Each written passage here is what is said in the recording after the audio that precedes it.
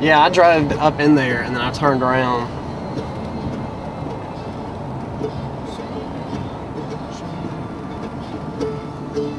Okay, here we go. Damn, this So good. Blew off. So far, so good. Yeah.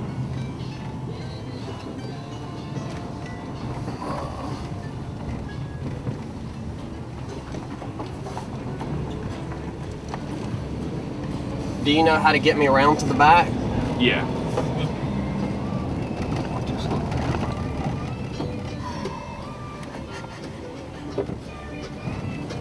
Oh, that's perfect music for this.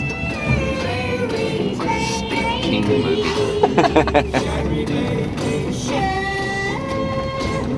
Can you come out tonight? Golly, guys, we're gonna have such a good time in county.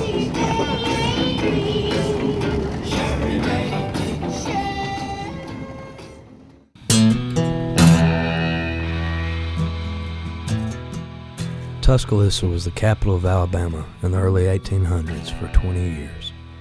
When the capital was moved to Montgomery in 1846, Tuscaloosa saw a drop in the population and the economy.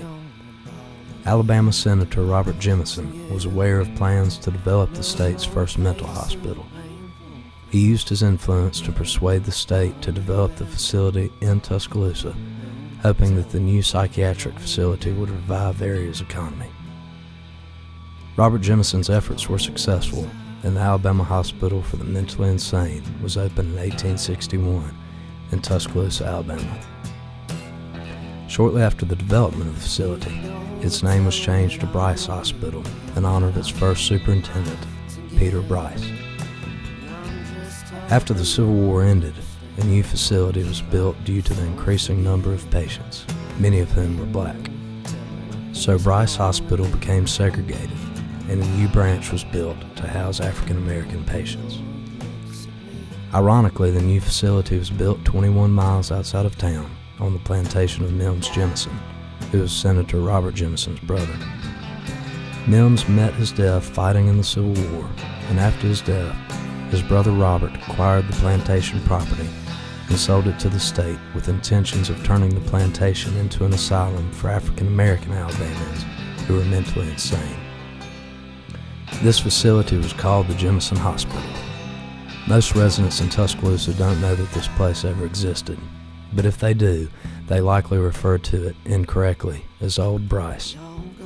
The only other thing they are likely to know about Old Bryce is that it is supposedly haunted. Of course, Old Bryce has the same stigma attached to it that you would expect with any other turn-of-the-century mental hospital. We are sure that lobotomies, shock treatments, and other unproven practices were common in the hospital, but the nature of such a place developed for a class of people who are considered less than equal would lead us to think that the level of care was far from humane. Existing folklore about the facility sings a sad song. Supposedly the plantation's cotton fields that surround the hospital continued to produce cotton long after the hospital was built. The patients were used as laborers to harvest and develop this cotton. Many of the patients suffered no mental illness, but were left there due to the fact that their hard-working hands were a valuable commodity of the day. Jemison Hospital was closed when segregation ended in the 1960s and has sat vacant ever since. Today, the Jemison Hospital is frequented by vandals, thrill seekers, teenagers, and the homeless, all of whom would be considered trespassers. This is why the police patrol the grounds on a regular basis. Nothing we can think of has a more spiritual nature than sound and song, so we hope that a performance inside the Jemison Hospital might entice the existing spirits to interact with us or our music.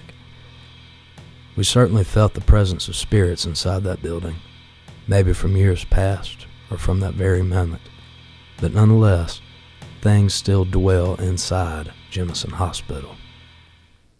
I was standing by my window on a dark cloud.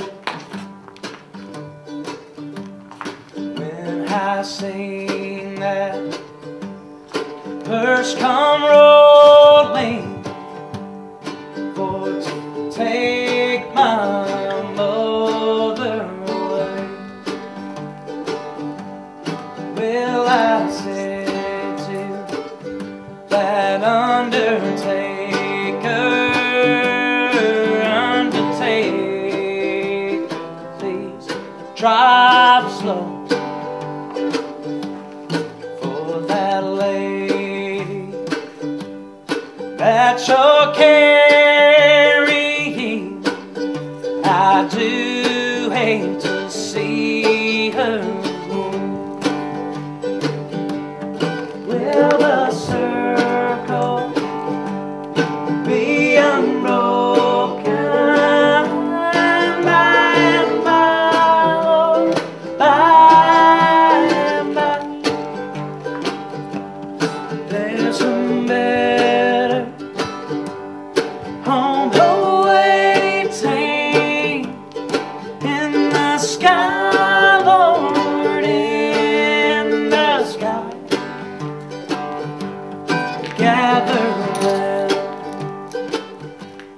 try to hold up and be brave, but we could not. Put on my long white robe down by the riverside, down by the riverside, down by the riverside. Come on, put on my long white robe down by the riverside. Won't study, won't go. Cubs. Down here. Yeah. That was definitely a get your fucking ass in.